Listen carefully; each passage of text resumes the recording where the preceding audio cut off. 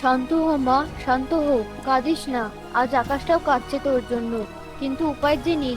আমাদের রাজ্যে কালো ছায়া নেমে এসেছে। তোকে বাঁচাতে হলেই মানুষের লোকালয়ে লুকিয়ে রাখতে হবে। চুপ কর মা, কেউ শুনে ফেলবে। ওই দেখ, সামনে একটা কুঁড়ে ঘর। ওখানেই থাকবি তুই। শোন মা, তুই সাধারণ কেউ না। তোর শিরায় বইছে মহাজাগতিক শক্তি। যেদিন তুই বড় হবি, যেদিন তোর শক্তি পূর্ণতা পাবে, আমি ফিরে আসবো। ঠিক ফিরে আসবো। আমাকে ক্ষমা করিস মা। তোকে এই দাওয়ায় রেখে গেলাম।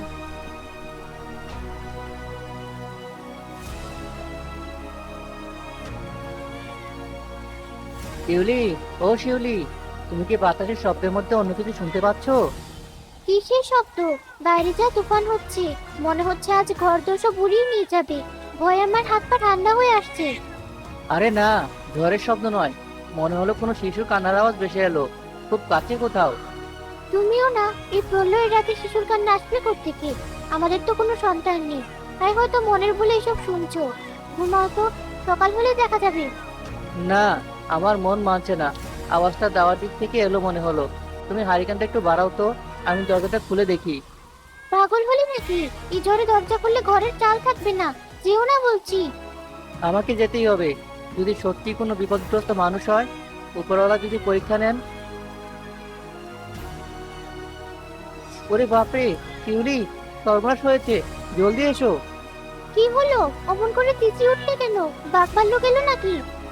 বাঘ নয়, তার চেয়ে অবাক করা কাণ্ড। দেখো, দাওয়ার কোণে কাঁথা মোড়ানো, এটা কি? ও মা, এই যে ফুটফুটে এক শিশু।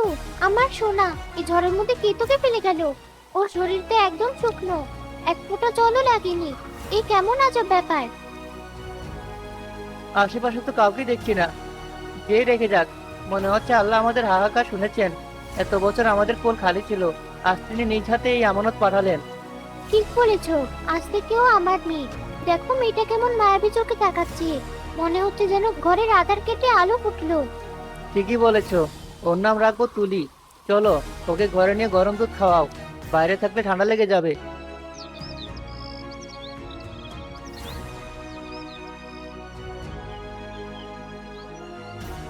শালিক ভাই, তোরা আজ এত দেরি করলি কেন? আমি কখন থেকে তোদের জন্য খুদ নিয়ে বসে আছি। আর কাঠবিড়ালি, তুই আবার রাগ করলি কেন? নে, এই পেয়ারাটা নে। শিউলি, দেখেছো কাণ্ড? মেয়েটা আবার একা একা কথা বলছে, জঙ্গলের দিকে তাকিয়ে বিড়বিড় করছে। ছোটবেলা থেকেই তো দেখছি মেয়েটা কেমন যেন আলাদা। মানুষের সাথে মিশে কম, আর বনের পশু পাখির সাথে ভাব বেশি। সেদিন দেখলাম একটা গোখরো সাপ ওর পায়ের কাছে কুণ্ডলি পাখি শুয়ে আছে। আর ও সাপটাকে ভয় না পেয়ে আদর করছে। আমার কিন্তু বড্ড ভয় করে। ভয় পেও না, ও প্রকৃতির সন্তান। হয়তো ওর মনটা খুব সরল বলে পশু পাখিরা ওকে ভালোবাসে। বাবা, শোনো। কি হয়েছে মা, এত হাঁপাচ্ছিস কেন? বাবা, আমার মাটিতে বসে খেলতে ভালো লাগে না। পাখিরা বলেছে আমি যদি গাছের মগডালে থাকি তবে ওরা আমাকে অনেক দূরের গল্প শোনাবে। তুমি আমাকে ওই বড় বটগাছটা একটা ঘর বানিয়ে দেবে? বললেই হলো। গাছে কি ঘর বানানো যায়? পড়ে গিয়ে হাত পা ভাঙবে নাকি? আহা, তুমি থামো তো। মেয়ে যখন শখ করেছে, আমি বানিয়ে দেব। বাঁশ আর কাঠ দিয়ে এমন সুন্দর মাচাং ঘর বানিয়ে দেব যে সবাই হা করে তাকিয়ে থাকবে। ওটার নাম হবে গাছঘর। সত্যি বাবা? আমি ওই গাছ করে বসে আমার বন্ধুদের সাথে খেলবো। ঠিক আছে মা, কাল থেকেই কাজ শুরু করব। কিন্তু শর্ত একটাই, সন্ধ্যার আগেই নিচে নেমে আসতে হবে। জঙ্গলে তো জন্তু জানোয়ারের ভয় আছে। কোনো জন্তু জানোয়ার আমাকে ভয় দেখাবে না বাবা, তুমি দেখো।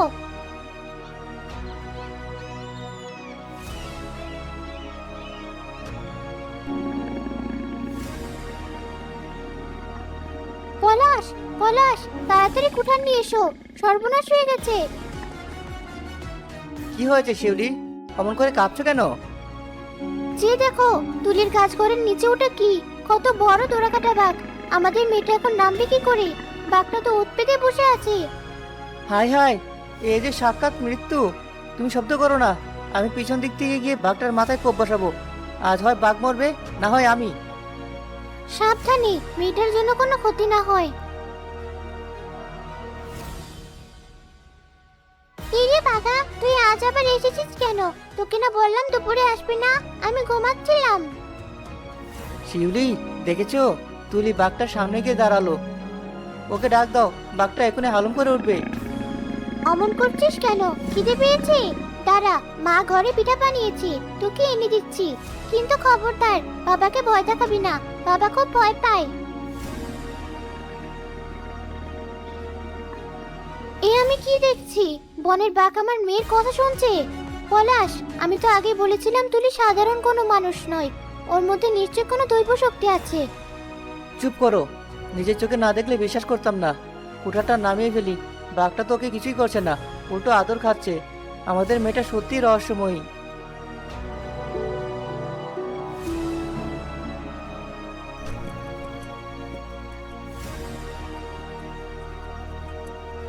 আজকে চাঁদটা কত বড়! ওরে জোনাকিরা, তোরা আমার ঘরে আয় না।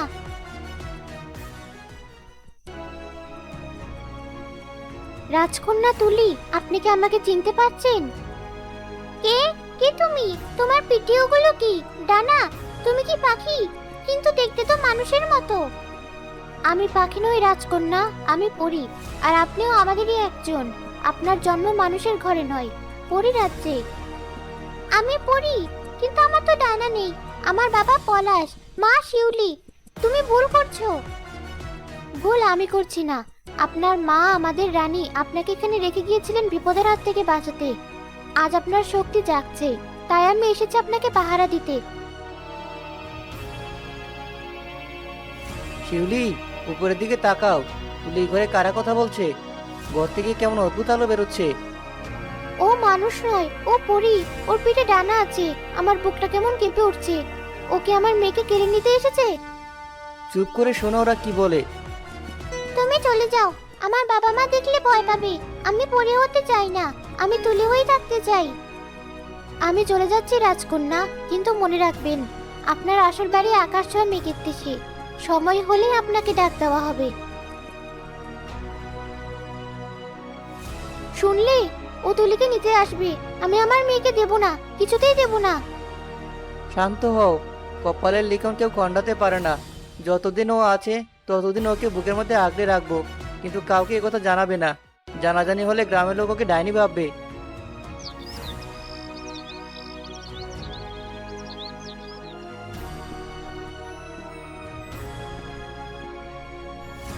মানুষের পৃথিবীটা এত সুন্দর। মা বলেছিল সীমানা পেরোলে বিপদ হবে, কিন্তু এত সুন্দর ফুল, নদী, পাহাড় দেখলে কি আর বিপদ আসে? আমি তো শুধু একটু ঘুরে দেখবো। যেও না রেশমি, ফিরে এসো, সামনে বিপদ। তুই বাতাস শুধু ভয় দেখাই, আমিও লাল ফুলটা তুলে নিয়ে ফিরে আসবো।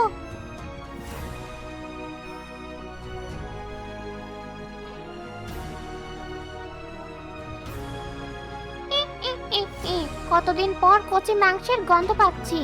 একটা বোকা পরি পথ ভুল করে আমার ফাঁদে পা দিয়েছে। আজ আমার ভাগ্য খুলে গেল। কি? কে ওখানে? আমি তোর মৃত্যু। আমি এই বনের রানী। আমার অনুমতি ছাড়া তুই এখানে ঢুকেছিস, এখন তোর শাস্তি হবে। আমাকে যেতে দিন, আমি ভুল করে এসেছি।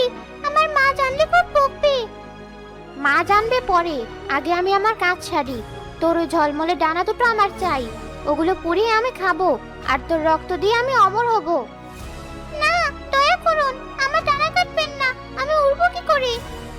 আধার কণা বাঁধন টুটুক, ডানা দুটো খসে পড়ুক। আমার পিঠ জ্বলছে, আমার ডানা।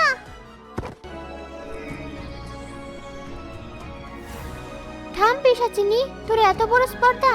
একটা বাচ্চা মেয়ের উপর হাত তুলেছিস। মিলা, তুই এখানে? আজ তোকে দেখে নেব। আজ তোর দিন নয় ডাইনি, পালা এখান থেকে, নইলে তোকে ভস্ম করে দেব। ডানা তো আমি পেয়ে গেছি। এই মেয়েকে এখন মানুষ হয়েই পচতে হবে।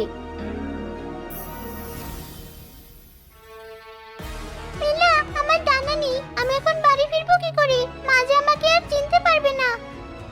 কাঁদিস না বোন, ওই ডাইনি পালিয়েছে, কিন্তু তোর ডানা নিয়ে গেছে। তোকে এখন পরে রাজ্যে নেওয়া যাবে না। ডানা ছাড়া কেউ ওই রাজ্যে ঢুকতে পারে না।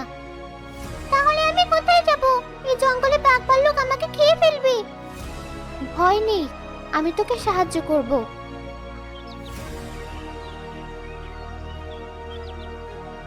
ওই দেখ, নদীতে একটা নৌকা বাঁধা আছে। ওটা সাধারণ নৌকা নয়, আমি তোকে ওটা তুলে দিচ্ছি।